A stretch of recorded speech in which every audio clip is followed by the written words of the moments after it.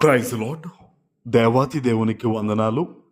ప్రభు నామమున మీ అందరికీ నా ప్రత్యేకమైన వందనాలు, శుభాలు తెలియచేస్తున్నాను.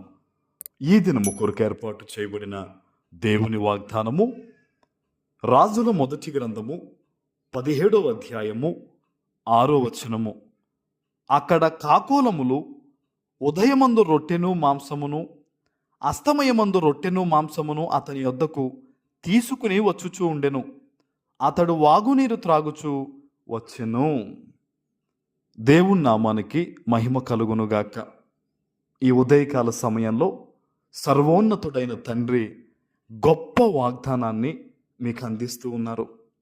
ఆనాడు ఏ విధంగా అయితే తన బిడ్డను కరువు కాటకాలున్న ఇబ్బందిలో కూడా దేవుడు ఉదయమందు మాంసమును రొట్టెను ఇచ్చి, సాయంకాలమందు మాంసమును రొట్టెను ఇచ్చి తన బిడ్డను తృప్తిపరిచి పోషించారు.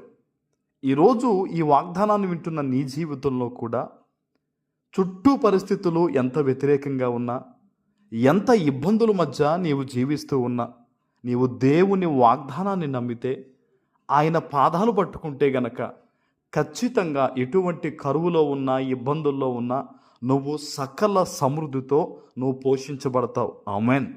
కొన్నిసార్లు అపవాది చెప్తుంది, నీ పని ఇంకా పూర్తవ్వదు, నువ్వు ఇంకా వెళ్ళలేవు, నీ జీవితంలో నీ దినాలు ఇలాగే వ్యర్థంగా గడిచిపోతాయని అపవాదిగాడు, అబద్ధీకుడు గనక వాడు మాట్లాడతాడు. కానీ నా తండ్రి ఏమంటాడో తెలుసా? నీవు నమ్మితే దేవుని మహిమను చూస్తావు. హల్లెలూయా. ఆయన చెప్పేది అదే, నమ్ముట నీ వలనైతే నువ్వు ఖచ్చితంగా నీ జీవితంలో మెరాకిల్ జరుగుద్ది అంటాడు ఆయన. అందుకనే దేవుని వద్దకు వచ్చేవారు ఆయన ఉన్నాడనియు, ఆయన అడిగిన వారికి ధారాళముగా దయచేస్తాడనియు నమ్మాలి కదా అని అంటాడు ఆయన. ఈరోజు నువ్వు ఏ పరిస్థితుల మధ్య ఉన్నావో నాకు తెలియదు, కానీ నీ తండ్రి నిన్ను చూస్తున్నాడు గనక నీతో ఈ వాగ్దానం ద్వారా ఆయన మాట్లాడుతూ ఉన్నాడు. భయపడొద్దు. ఖచ్చితంగా దేవుడు నిన్ను, నీ కుటుంబాన్ని పోషిస్తారు.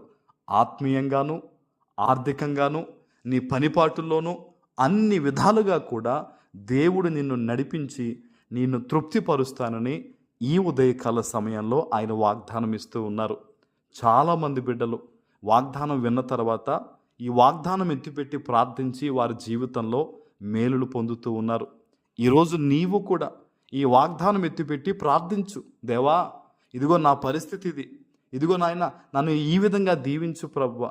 అయ్యా, నువ్వు కాకి చేత ఆహారం పంపించావయ్యా, కాకి స్వభావాన్ని మార్చావయ్యా. ఇదిగో తండ్రి, నాకు వ్యతిరేకంగా ఉన్న బిడ్డల యొక్క స్వభావాన్ని మార్చు.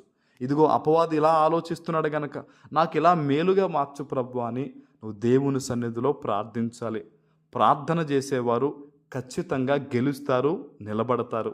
ప్రార్థన లేనివారు పడిపోతారండి. ఈరోజు ఎక్కడి నుంచి వాగ్దానం వింటున్నా సరే నీ జీవితంలో ప్రార్థనని ఎక్కువ శాతం చెయ్యి. ఒక దినములో దేవునికి ఇవ్వాల్సిన సమయాన్ని దేవునికి ఇవ్వి. నీ జీవితంలో దేవునికి ఇవ్వాల్సిన ప్రాధాన్యత దేవునికి ఇవ్వి. బైబిల్లో మనం చూసినట్టయితే ప్రతి దైవజనుడు కూడా దేవునితో ఎక్కువ సహవాసం చేసిన తర్వాత వారు ఆశీర్వదించబడ్డారు.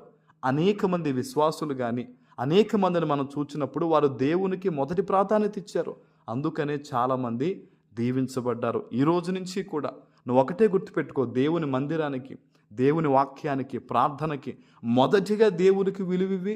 నీ జీవితంలో అన్ని విషయాల్లో కూడా నువ్వు తృప్తిపరచబడతావు. ఏదైతే దేవుడు అద్భుతమైన వాగ్దానం ఈరోజు నీకు ఇచ్చాడో అది నీ పట్ల స్థిరపరచబడుతుంది. ఆమేన్. ప్రార్థన చేసుకుందాం. పరిశుద్ధుడు అయిన మా తండ్రి, ప్రేమ కలిగిన ప్రభువా, మీకు స్తోత్రాలు. ఈ ఉదయకాల సమయంలో మీరు ఇచ్చిన గొప్ప వాగ్దానము ప్రతి బిడ్డ జీవితంలో నెరవేర్చి స్థిరపరచమని యేసు నామమున ప్రార్థిస్తున్నాను తండ్రి. ఆమేన్.